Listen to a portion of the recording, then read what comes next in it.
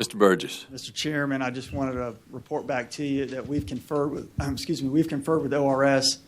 They're going to do a little bit of looking on their side. We're going to do a little bit of looking on our side, and we're going to get back together and see if we can't sort this issue out among ourselves. So there's no need for the commission to take any action on this matter at the time. So thank you. Thank you. I think, Commissioner Elam, I think you had something you wanted to ask about. I wanted to, through the chair, I believe we were informed earlier in the hearing that there was some kind of a settlement between the joint applicants and the Solar Business Alliance, and I'm inquiring about the status of that because we haven't seen anything. Thank you, Mr. Vice Chairman. That settlement is not finalized. So you're not going to have a witness to sponsor it? Well, it's not finalized at this time, so we can't, Mr. Vice Chairman, but we can, we'll submit it as a late file exhibit if settlement is reached. Okay. Well, if we don't have a witness, at your own risk, I guess. Yes. Well, it's not finalized. So. Okay. Okay. Is there anything else to come before us? Mr. Chairman, Mr. just Talley. to clarify, I think where we are on depositions, so there are certain depositions of witnesses that reside outside the state of South Carolina that we are submitting to the commission, both the written transcripts and the video transcripts, and we're going to do designations and counter designations. In addition to that, we received a request earlier today that we provide copies of deposition transcripts for other witnesses that were deposed in this case, even if they are not outside the state of South Carolina. So we intend to do that as well. That won't be subject to a designation counter designation process, but we will submit those for the commission's benefit. We just wanted to make sure that was clear on the record, and we'll be doing that next week. Mr. Chairman, I'd like to inquire about which other depositions there were. I may have missed that, coming from the commission or somebody else. We understood there to be a request that we file with the commission deposition transcripts of other witnesses that were deposed in this case, including, so that would include Duke Scott, Kevin Marsh, and other individuals. I may have missed something, but I thought the commission's ruling was that because they are available and could be called to adopt their testimony, that not only would those depositions not be properly submitted, but they couldn't be submitted, and it was ruled contrary to that, unless I missed some request from the commission.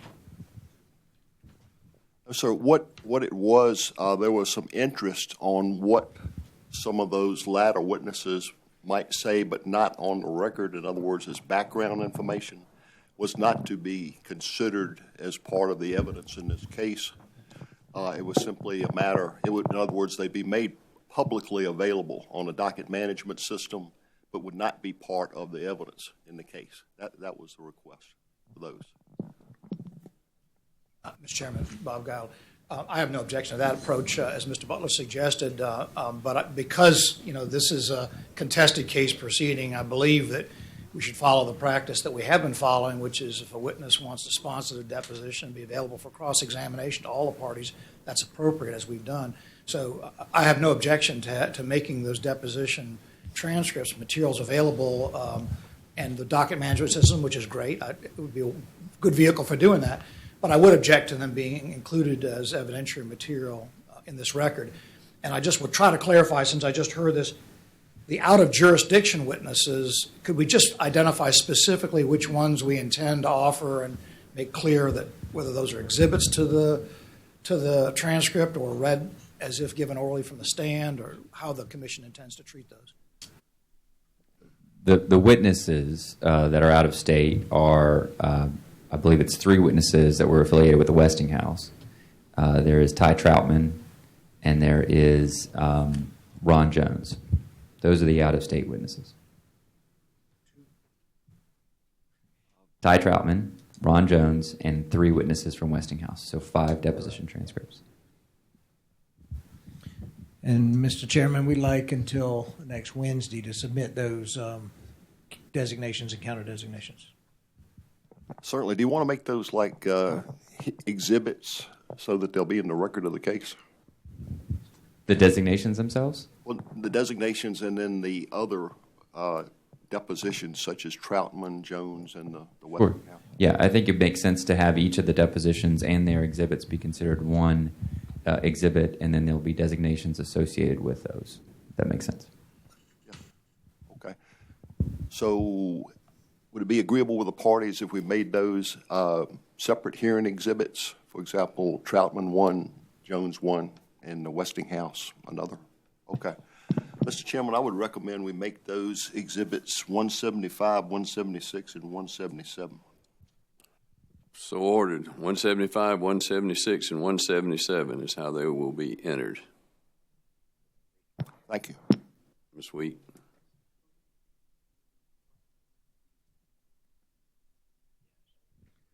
Mr. Chairman, could we submit the 3 Westinghouse witnesses separately so that there are actually 5 exhibits? Excuse me. Okay, I beg your pardon. Well, in that case, Mr. Chairman, let's also go with Exhibit 178 and 179. That way we'll have 3 for Westinghouse. Is that agreeable with the companies?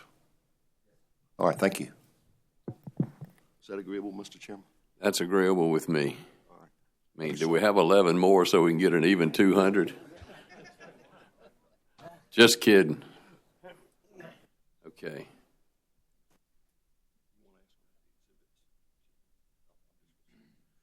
Okay.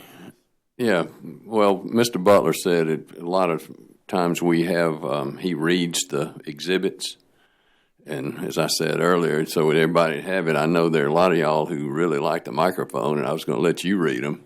But I think the solution is we're going to, I'll let him tell you what the solution is because, frankly, I forgot. Oh, okay, Mr. Chairman, what we had decided is that reading the list of exhibits at this hour of the day is probably a sure cure for insomnia, and also would take up a considerable amount of time for the parties. It's not otherwise necessary. So what we intend to do is let Ms. Wheat finalize the list of exhibits.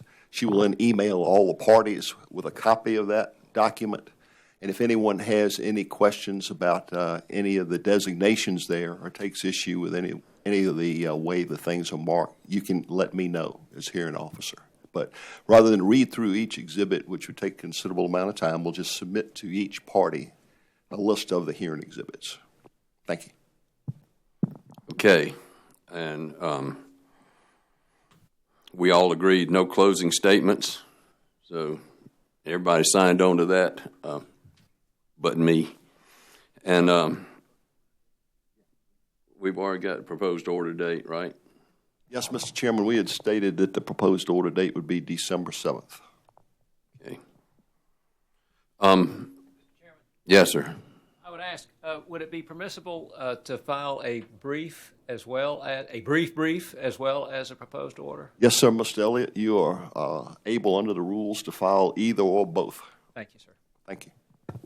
Any other questions? I had just a couple of comments, and it'll to quote Scott Elliott, it'll take me longer to pull out my notes than it will to make them. I didn't believe him either. But I did want to say, as we conclude today, I do want to take a few moments for some personal comments. I want to thank a few people, especially want to thank Megan Walker, Ms. Megan Walker from the South Carolina Ethics Commission. She's worked closely with us to provide security for this hearing, and I can't say thanks enough to Ms. Walker, also to Sizemore Security, who stepped in here when the Ethics Commission couldn't be here at all. And these folks all stepped up to help us when the Bureau of Protective Services was not able to help. I also want to thank all the parties in this case. You know, this has been a long process, and it's a very complicated hearing, and we could not have finished before Thanksgiving. And I know I told you at the pre-hearing conference that I wanted to finish by Thanksgiving. I didn't really think we would, but I thought we set a great goal, and I really do appreciate the way that everybody has worked together and everybody has cooperated with all of us. You know, many different sides in this case, and a lot of different opinions, and I appreciate the cooperative spirit, and I appreciate the passion that everybody has for their own point of view.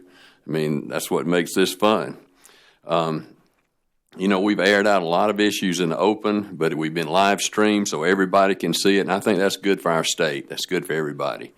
And I appreciate all the parties' patience with the chairman, who's a little bit new to some of this chairmanship and trying to move this thing along.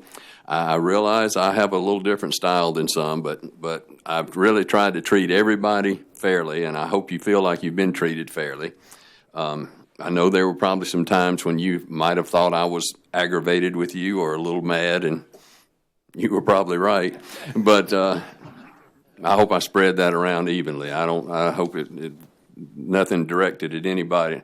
I want to finally say thank you to my colleagues at the Public Service Commission. Our staff, led by Jocelyn Boyd, has been over backwards to really accommodate the wishes and the needs of just about everybody, from the public to the parties to the commissioners. And our legal and technical staff have done a great job working overtime to help prepare us for this case. And it's a very complex case, and we had a very short amount of time, and we're not done. So we've still got a lot of work to do, but it was a big undertaking, and they were certainly up to the task. I have to say a good thing about Ms. Wheat and Ms. Tackett up here. Casey Tackett, she's not taking oxygen. She's been talking the whole time, and I'm sure that over Thanksgiving she'll probably want to sit in a quiet room and not have to speak with anybody. But what a great job at keeping all these 179 documents in order. We could not have done it, and that really did help us speed this case along. Special thanks to Mr. David Butler, Esquire. He likes to be called Esquire. I call him Lawyer David Butler, Esquire. How about that, Mr. Gow? But I think he's responded to everybody's issue in a timely manner and has been very fair, and he's been very important and very wise counsel to me here on this bench, because I know that nobody in this room really wanted me freestyling with sustaining and overruling objections. That could have prolonged things for a long time. I'm very proud to work with this group of commissioners. We have an important job to do, and it's a job that this group takes very seriously. I know that for about the last year, we've been on the receiving end of a lot of criticism. And, some looking for a good soundbite on TV or in the paper, and believe it or not, some people just like to complain and enjoy having somebody to blame for something. And with the judicial code, we've been really unable to respond, and it really seemed to me like we had an awful lot of people who should have known what was in the Base Load Review Act, but for some reason either had selective memory or just forgot or just didn't know, but the finger got pointed at a very easy target, which was us. And I think it's become apparent that we were missing a lot of information that we needed, and we're getting it now. But I think that this group right here is one of the best groups of commissioners in this country. Very well qualified to do the job that we've been given. We've been invited to speak and participate on panels, educational sessions all over the nation. And despite what some think, every one of those sessions we were invited to participate in has been documented yearly in our individual reports to the Public Utilities Review Committee. And those reports were passed on to every member of the General Assembly. We follow the law of the state of South Carolina in every decision that we make about rates and everything that we regulate, and in everything that we do running this office. We've been reminded many times that we don't make the law, and we don't, but we sure follow the law, and we will continue to do so. For the past several years, the Base Load Review Act was the law, and whether you liked it or not, it's the law we followed. And every time that we were challenged, I believe that the Supreme Court supported our decisions unanimously. Now, we're going to continue to follow the law set forth by our General Assembly and always try to do the best for the people of South Carolina. I will guarantee you that we will never make everybody happy, and that's not really our job, but we will do our best for everybody here. I'm very, very proud to be a commissioner on the Public Service Commission of South Carolina, and I'm very honored to work with each of these commissioners every day. And I wanted to say that publicly and on the record. And now we're adjourned.